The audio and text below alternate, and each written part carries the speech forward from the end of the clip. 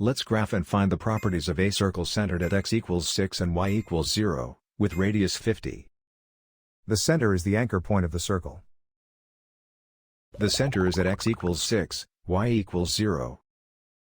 The radius is the distance from the center to the circle. Step out by the radius, right, left, up, and down. These 4 points sit on the circle.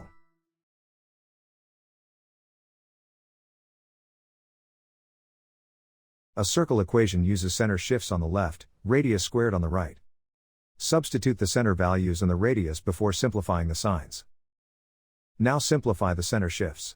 Subtracting a negative center coordinate becomes plus.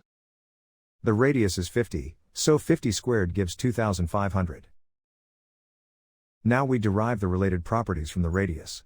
The diameter is 2 radii across, 2 times 50 equals 100. The circumference is 2 pi r, 2 times pi times 50 equals 100 pi. The area is pi r squared, pi times 50 squared equals 2500 pi. So this circle is described by its center and radius.